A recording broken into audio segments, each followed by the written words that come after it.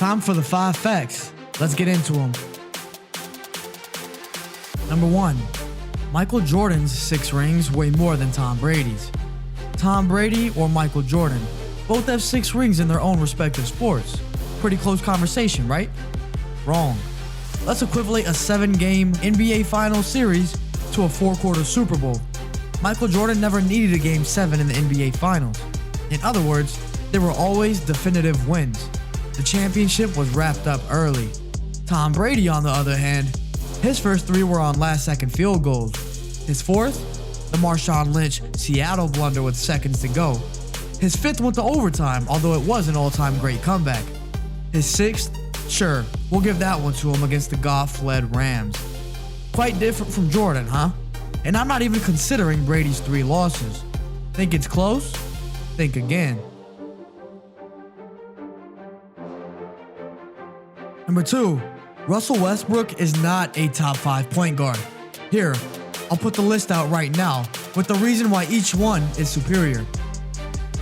Steph Curry, unconceivably better and more efficient scorer. Damian Lillard, don't make me pull up the tape from the playoffs. Kyrie Irving, he has Russ's Mamba mentality, but with a much greater offensive skill set and efficiency. Ben Simmons, bigger, better defender and passer, and plays within the system better. Makes his teammates better. Kemba Walker, clutch bucket getter who delivers in big moments. Also makes his teammates better. I like Russ. He's as great an athlete as there is in this game, maybe ever. But winning comes down to a lot more than that. The guys listed above just happen to be much more adept. I'll leave it at that.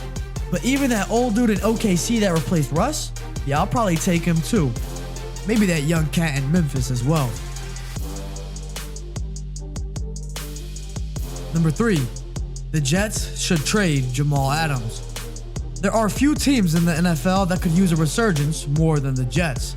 They got a young quarterback who's yet to prove if he can get it done, but then again, hasn't really had the talent around him for us to give it a fair assessment. I believe Jamal Adams is one of the best young safeties in the NFL. He may be the best safety, period.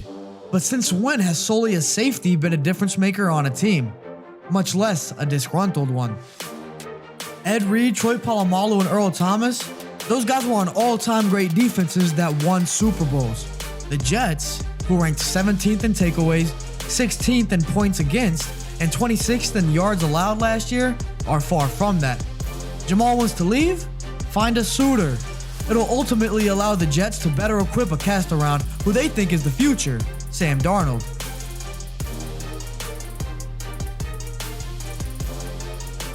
Number 4. The Saints are the best team in the NFC South.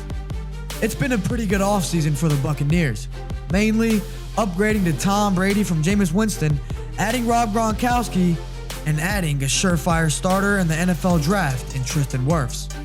But when was the last time a flashy offseason directly translated to extreme success in the NFL? More than proven organizations anyway. Yes, Drew Brees is another year older, but so is Tom Brady. Michael Thomas is still that dude, and so is Alvin Kamara. The orchestrator Sean Payton hasn't gone anywhere. This is a team that has been a legit Super Bowl contender each of the past 3 years. Won the division each time. Been to an NFC championship. They're not going anywhere. The Bucs, on the other hand, the past 3 seasons, 5-11, 5-11, and 7-9.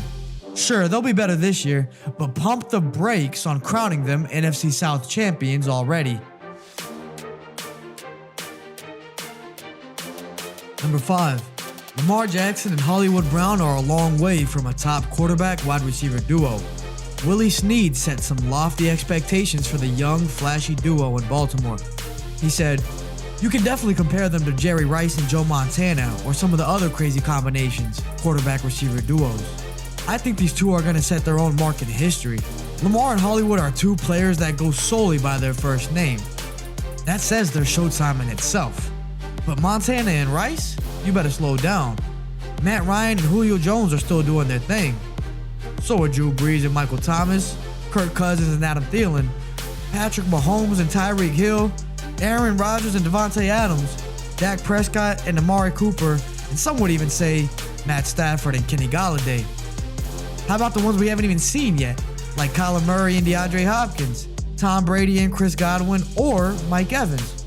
I'm comfortable already putting those ahead as well. That puts the Ravens duo just outside the top 10 in 2020.